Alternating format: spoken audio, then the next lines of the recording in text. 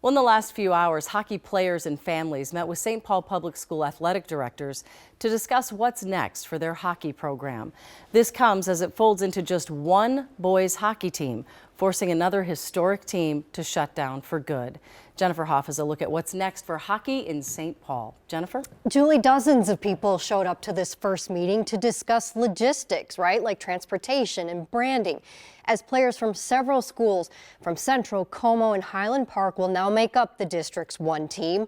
But perhaps the most well-known, the most rich in tradition, is Johnson. That won't be included at all.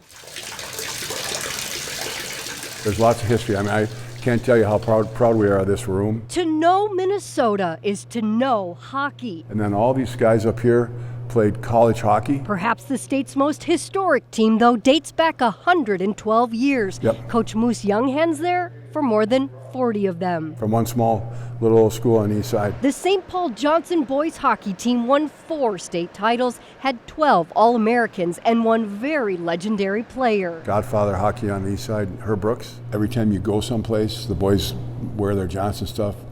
They'll get stopped by somebody and ask them, "You play for Johnson?" And puts a smile on their face and all of our faces. Except the tradition-rich team is the latest to fold, Younghands says, due to the city's changing demographics, for years having to cobble players together from other schools. We knew it was coming, and we held out as long as we could. With just 4 Johnson seniors next year, the public school district decided to have one co-op boys team. The details being worked out at Highland Ice Arena, the high school that will now play host.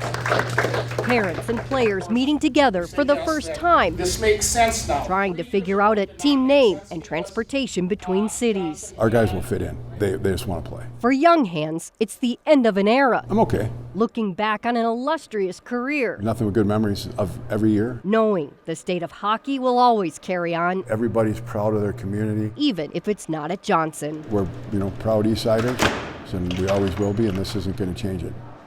Proud Eastsiders, boy. The Johnson Governors won 9 games this season. As for Younghands, or Moose as everybody calls him, it was his last time coaching, saying you will find him in the stands instead, cheering on the players. And I think it's important to note, again, that this has happened elsewhere. Minneapolis, Bloomington, Robbinsdale. So there is a changing demographic out there, but it's tough for folks. Yeah, and you were saying it was very emotional tonight, like grown men crying, because this has so much tradition and there's so much love, and especially saying that was Herb Brooks' team at Johnson. And that's where I think they really wanted to do this story, is to give that context and show that history about why this is so important. I talked to Skip Peltier. He was on that 1963 hockey team, the last team to win state there.